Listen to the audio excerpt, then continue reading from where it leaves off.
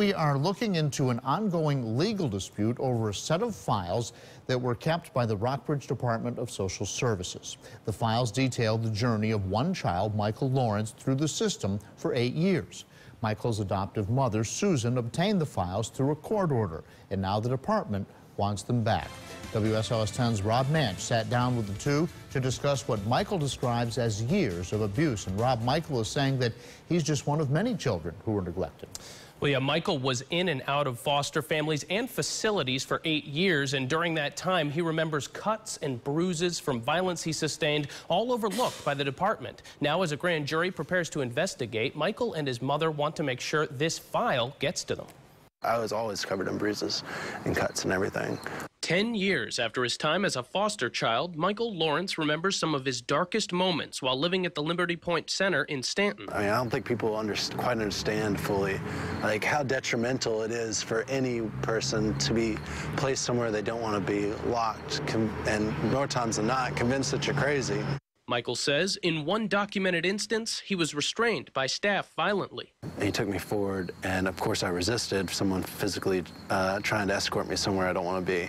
And he kicked me down to the ground and pushed my face against the tile floor, broke my teeth out. Michael was 16 at the time, and he says he was hardly the only one staff got violent with. I knew a kid once who left not long after I was there, it was a little while after, that got in a fist fight with one of the staff, and the staff like literally knocked him out.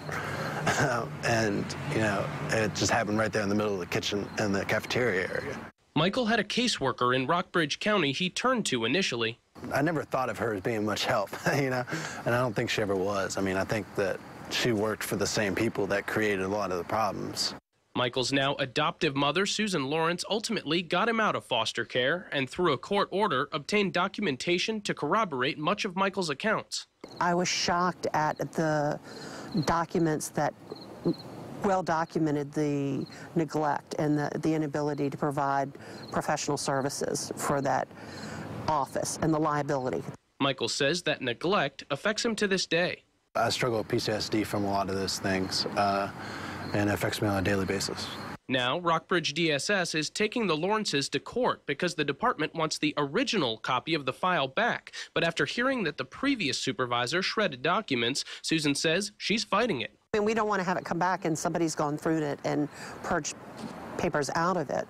Michael says he just hopes the grand jury has the opportunity to see his story on paper. I hope it has a positive impact on people, too. I hope kids stop getting hurt.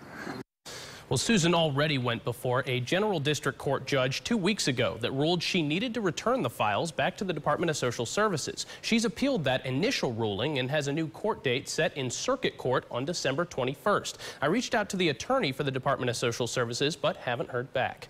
In studio, Rob Manch, WSLS 10.